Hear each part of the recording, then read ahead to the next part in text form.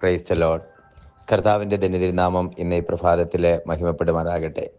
ഒരുമിച്ച് ദൈവവാദപീഠത്തിൽ കൂടുവാൻ, ആയുസ്സിൽ കാണാത്ത ഒരു പുതിയ പ്രഭാതം കൂടി നമുക്ക് കാണുവാൻ ആരോഗ്യവും ആയുസ്സും ബലവും നൽകി തന്ന ദൈവനാമത്തിന് എല്ലാ മാനവും മഹത്വവും അർപ്പിച്ചുകൊണ്ട് ഇന്നത്തെ പ്രഭാതം വേദവചന ധ്യാന ചിന്തയോടെ ആരംഭിക്കാൻ തക്കവണ്ണം ഒരു വേദവചനം വായിച്ചു കേൾപ്പിക്കുന്നു. ജോയേൽ പ്രവചനം 2-ാം അധ്യായം 27-ാമത്തെ വാക്യം. ജോവേൽ 2:27. ഞാൻ ഇസ്രയേലിൻ്റെ നടുവിലുണ്ട്, ഞാൻ നിങ്ങളുടെ ദൈവമായ യഹോവ, മറ്റൊരുത്തനുമില്ല എന്ന് നിങ്ങൾ അറിയും. എൻ്റെ ജനം ഒരു നാളും ലജ്ജിച്ചു പോകുകയില്ല. ഇത് 27-ാമത്തെ വാക്യം ഒരു വലിയ പാസേജിൽ നടത്തിയെടുത്തത് കൊണ്ടാണ് ഒരു പൂർണ്ണത വരാത്തത്.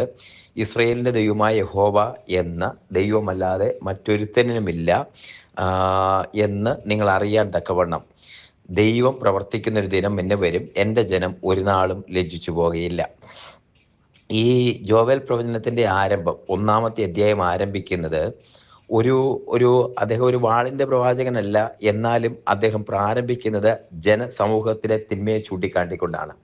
അവിടെ ഉടലെടുത്തിരിക്കുന്ന തിന്മകൾ, അവിടെ എടുത്തിരിക്കുന്ന ദൈവത്തിൽ നകന്നു പോയത്, അന്യ ദൈവങ്ങളെ സേവിക്കുന്നത്, സത്യദൈവത്തെ വിട്ട് അന്യ ദൈവത്തിൻ്റെ പിന്നാലെ പുറകെ പോകുന്നത്, ഇതൊക്കെ പറഞ്ഞാണ് ആരംഭിക്കുന്നത്. അപ്പൊ അന്യ ദൈവത്തിന്റെ പിന്നാലെ പുറപ്പെടുന്നതും അന്യ ദൈവത്തെ ആരാധിക്കുന്നതും പറഞ്ഞ് അതിങ്ങനെ താഴേക്ക് ഇങ്ങനെ വരുമ്പോ ആ പ്രവാചകൻ പറയുന്ന വാക്കുകളുടെ ആ മൂർച്ച കൂടി വരുന്നുണ്ട്. അതുകൊണ്ട് മണവാളൻ മണവറയും മണവാട്ടി ഉള്ളറയും വിട്ട് പുറത്തിറങ്ങി വരട്ടെ. മണവാളൻ മണവറയും മണവാട്ടി ഉള്ളറയും വിട്ട് പുറത്ത് ഇറങ്ങി വരട്ടെ എന്നൊരു വാചകമുണ്ട്.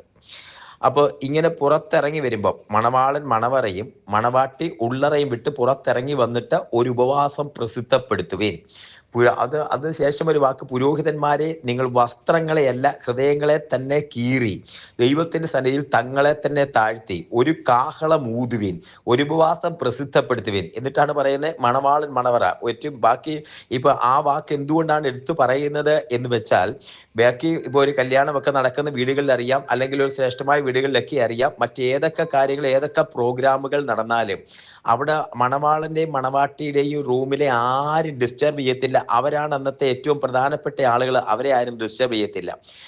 കാരണം അവരുടെ മണവറയും അവരുടെ ഉള്ളറയിലും ആരും ഡിസ്റ്റർബ് ചെയ്യത്തില്ല. ഏതൊക്കെ കോലാഹലങ്ങൾ, ഏതൊക്കെ ഡാൻസുകൾ, ഏതൊക്കെ അത്യാഹിതങ്ങൾ സംഭവിച്ചാൽ പോലും ഒരിക്കലും അവരെ ഡിസ്റ്റർബ് ചെയ്യാൻ സാധ്യതയില്ല. പക്ഷേ അവരെ ഡിസ്റ്റർബ് ചെയ്യത്തില്ല. അങ്ങനെയാണ്. എന്നിട്ട് പ്രവാചകൻ പക്ഷെ പറയുന്നത്, ഇപ്പോഴേ ഇത്രയൊരു ക്രിട്ടിക്കൽ സിറ്റുവേഷൻ ആയതുകൊണ്ട്, സാഹചര്യം ഇതായതുകൊണ്ട് ഒരു ഉപവാസം പ്രസിദ്ധപ്പെടുത്തട്ടെ, കാഹളം ഊതട്ടെ, എല്ലാവരും കൂടി വരട്ടെ.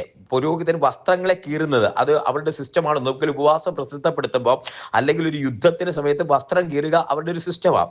പുരോഹിതൻ വസ്ത്രങ്ങളെയല്ല ഹൃദയങ്ങളെ തന്നെ കീറി കാഹളമൂതി ജനത്തെ വിളിച്ചുകൂട്ടി ഒരു ഉപവാസം പ്രസിദ്ധപ്പെടുത്തുവേൻ, തങ്ങളെ തന്നെ താഴ്ത്തി ദൈവത്തോട് നിലവിളിപ്പേൻ. എന്നിട്ട് പറയുന്ന അടുത്ത വാക്കുകളാണ്. ആ സാഹചര്യം അത്രയുമായതുകൊണ്ട് ഒരാൾക്ക് സ്വസ്ഥതയില്ലാതെ കൊച്ചു വിച്ചടക്കം എല്ലാവരും മണവാളൻ മണവറയും മണവാട്ടി ഉള്ളറയും വിട്ട് പുറത്തേക്ക് ഇറങ്ങി വരട്ടെ. പുറത്തേക്ക് ഇറങ്ങി വന്ന് ഒരുമിച്ച് ഒരു ഉപവാസത്തിന് വേണ്ടി കാത്തിരിക്കട്ടെ എന്ന് പറയുമ്പോ അതിനകത്തെ ഒരു വാചകമുണ്ട്. അതിനകത്ത് പറയുന്ന വാചകമുണ്ട്, മണവാളൻ മണവറ മണവാട്ടി ഉള്ളറ വിട്ട് പുറത്തു വന്ന് അവർ ഒരുമിച്ച് ദൈവത്തിന്റെ മുഖത്തേക്ക് നോക്കുമ്പോൾ പക്ഷേ ദൈവം പ്രസാദിക്കുമായിരിക്കും. ഇതിന്റെ സാഹചര്യം, അന്നത്തെ സിറ്റുവേഷൻ പ്രസിദ്ധമാക്കുന്ന ഒരു ഭൂമിശാസ്ത്രപരമായ സാഹചര്യം പറയുന്നുണ്ട്. പച്ചപ്പുഴു തിന്ന് ശേഷിച്ച ഒരു ശേഷിപ്പ്, അതിനെ വെട്ടിക്കിളി തിന്ന് ശേഷിപ്പിച്ചതിനെ തുള്ളം തിന്നതിനെ പെരിച്ചാഴി തിന്നു, എല്ലാം തിന്ന് നശിപ്പിച്ച് വയലുകളെല്ലാം ശൂന്യമായി പോയി. ഇനിയൊരു കൃഷിയില്ല, ഇനിയൊരു ആദായമില്ല എന്ന് തോന്നുന്ന വണ്ണം വയലുകൾ ശൂന്യമായി കിടക്കുന്ന അനുഭവം. ഇനി ഇതിൽ നിന്ന് പറിക്കാൻ ഒക്കത്തില്ല, ഇതിൽ നിന്ന് എടുക്കാൻ ഒന്നുമില്ല എന്ന് തോന്നുന്നത് പോലെ വയലുകൾ ശൂന്യമായി പോയ അനുഭവം. ഇനി കൃഷിക്കില്ല, ആ അധ്വാനത്തിന്റെ ഫലമില്ല, വിതച്ചതെല്ലാം നശിച്ചു പോയ അനുഭവം. അങ്ങനെ കിട്ടുന്ന അനുഭവത്തിൽ നിന്ന് ആ ശേഷിപ്പ് പോലും ഇല്ലാതായി പോയി, ഉണങ്ങി കരിഞ്ഞുപോയി, വയലുകൾ ക്ഷാമമായി പോയ അനുഭവം. അതിനുശേഷം ഉപവാസം പ്രസിദ്ധപ്പെടുത്തിയതിന് ശേഷം പറയുന്നുണ്ട്, ശേഷം തമ്പുരാൻ പറയുന്നു, ദൈവം പ്രസാദിച്ചു, നിനവെ പോലെ ദൈവം പ്രസാദിച്ചു. ജോവേലിന്റെ കാലത്ത് തന്നെ പറയുക, ഒരു മാറ്റം വരിക. ദൈവം പ്രസാദിച്ചിട്ട് പറഞ്ഞു, ദൈവം അവർക്ക് വരുത്തുമെന്ന് പറഞ്ഞ അനർത്ഥത്തിൽ അനുദപിച്ചു. എന്നിട്ട് പറയുക, ഇതേ ദൈവം നിങ്ങളെ ആദരിച്ചു, നിങ്ങളുടെ മുഖത്തെ ആദരിക്കുന്നു. ഇനിയും ഇവിടെ ഈ നിർജ്ജന പ്രദേശത്ത് ഇനി ജനങ്ങൾ ഉണ്ടാകും. യെരൂശലേമിന്റെ തെരുക്കോണുകളിൽ മണവാളനും മണവാട്ടിയും വിവാഹ കോശങ്ങൾ ഉണ്ടാകും. ഇനിയും അവിടെ സന്തോഷത്തിന്റെയും ഉല്ലാസത്തിന്റെയും കോശമുണ്ടാകും. കാരണം ജനം ദൈവത്തിലേക്ക് മടങ്ങി വന്നു. പിന്നീട് പറഞ്ഞ ഈ യാഗവും ആരാധനയും നടക്കും. അത് മാത്രമല്ല, ഏതൊക്കെ നഷ്ടപ്പെട്ടോ അത് മുഴുവൻ മടങ്ങി വരും. മരുഭൂമിയിൽ നീരുറവ തുറക്കപ്പെടും.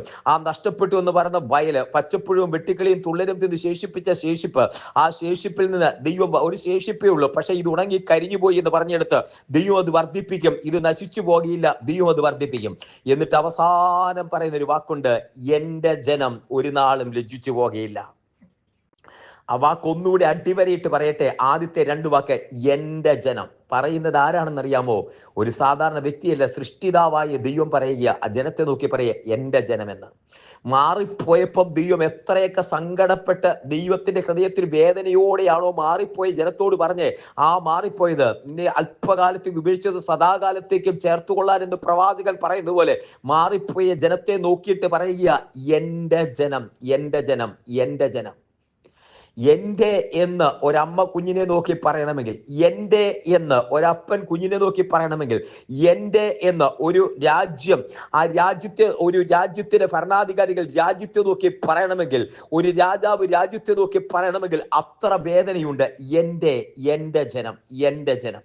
ഈ വാക്ക് കേട്ടേ, എന്റെ ജനം ഒരു നാളും ലജ്ജിച്ചു പോകുകയില്ല. ദൈവം തമ്പുരാൻ പറയുക, ഇന്ന് ഈ പ്രഭാതത്തിൽ ഈ സന്ദേശം കേൾക്കുമ്പോൾ കുഞ്ഞെ, ദൈവത്തിൽ നിന്ന് അടുത്തേക്കൊന്നും മടങ്ങി വന്നേ, ആ പാദപീഠത്തിലേക്കൊന്ന് ഹൃദയം പൊട്ടി ഒന്ന് സമർപ്പിച്ചേ. തകർന്നും നുറുങ്ങിയുമുള്ള ഹൃദയത്തെ ആദരിക്കുന്ന ദൈവം ഇന്ന് പ്രഭാതത്തിൽ ഒന്ന് ഹൃദയം പൊട്ടി ഹൃദയത്തിൽ സമർപ്പണത്തോടെ ദൈവത്തിലേക്ക് ഒന്ന് സമർപ്പിച്ചേ.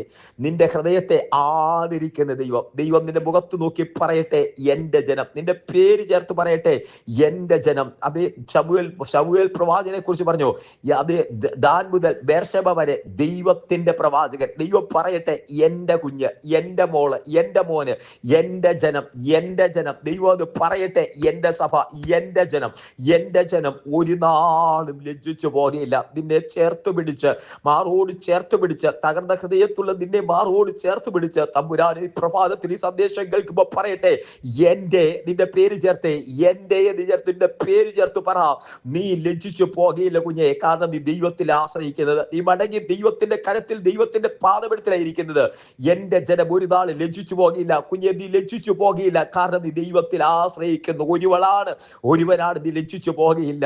ദൈവത്തിലേക്ക് ആശ്രയിച്ച് ആവർത്തിച്ചു പറ, ദൈവം പറയുന്ന വാക്ക്, എന്റെ ദൈവത്തിന്റെ കുഞ്ഞെ, നീ ലജ്ജിച്ചു പോകുകയില്ലവേ ഇല്ല, നീ ലജ്ജിച്ചു പോകുകയില്ല, നീ ലജ്ജിച്ചു പോകുകയില്ല. ദൈവങ്ങളിലേക്ക് സമർപ്പിക്കാം. സങ്കീർത്തന മകനെ പറയുന്നു, അവങ്കിലേക്ക് നോക്കിയ പ്രകാശിതനായി അവന്റെ മുഖം ലജ്ജിച്ചു പോയതുമില്ല. നീ ലജ്ജിച്ചു പോകുകയില്ല. ദൈവങ്ങളിലേക്ക് സമർപ്പിക്കാം. ഒരുമിച്ച് പ്രാർത്ഥിക്കുക. സ്വർഗീയ കർത്താവേ, ഈ ജനത്തെ അനുഗ്രഹിച്ച് പ്രാർത്ഥിക്കുന്നു. അങ്ങയുടെ നാമത്തിൽ ഈ ജനത്തെ അനുഗ്രഹിക്കുന്നു. ആ വചനം കൈമാറുന്നു, എന്റെ ജനം ലജ്ജിച്ചു പോകുകയില്ല. അങ്ങയുടെ മുഖത്തേക്ക് നോക്കുന്ന ആ ജനം ലജ്ജിച്ചു പോകാതെ ദൈവമാറോട് ചേർത്ത് പിടിക്കുന്നതിനായി നന്ദി പറയുന്നു. കർത്താവെ, പച്ചപ്പുഴും വെട്ടികളിൽ തുള്ളനും നിന്ന് ശേഷിപ്പിച്ചു, പക്ഷേ വിധിക്കപ്പുറമായി ദൈവം അതിനെ വർദ്ധിപ്പിക്കുന്നതിനായി സ്തോത്രം ചെയ്യുന്നു. തൃക്കരങ്ങളിലേക്ക് സമർപ്പിക്കുന്നു. അങ്ങയുടെ നാമത്തിൽ ജനത്തെ അനുഗ്രഹിച്ച് പ്രാർത്ഥിക്കുന്നു. യഹോവ കൂടിയിരിക്കുന്നതിനായി നന്ദി പറയുന്നു. തൃക്കരങ്ങളിൽ സമർപ്പിക്കുന്നു. എല്ലാ ഭാനുമുഖത്തോട് എടുക്കുന്നതിനായി സ്തോത്രം. ജനത്തെ അനുഗ്രഹിച്ചിരിക്കാൻ സ്തോത്രം. പ്രാർത്ഥന കിട്ടിയാൽ സ്തോത്രം. യേശുവിൻ നാമത്തിൽ തന്നെ. ആമേൻ, ആമേൻ, ആമേൻ. കർത്താവ് എല്ലാവരെയും അനുഗ്രഹിക്കട്ടെ. ദൈവം കൂടിയിരിക്കട്ടെ. God bless you, bless you, bless you. എല്ലാവരെയും അനുഗ്രഹിക്കട്ടെ. കൃപ കൂടിയിരിക്കട്ടെ. നാളെ നമുക്ക് വീണ്ടും കാണാം. അതുവരെ കർത്താവിന്റെ വിശാലമേറിയ ശരകടിയിൽ നമ്മളെ മറക്കുമാറാകട്ടെ. Thank you so much.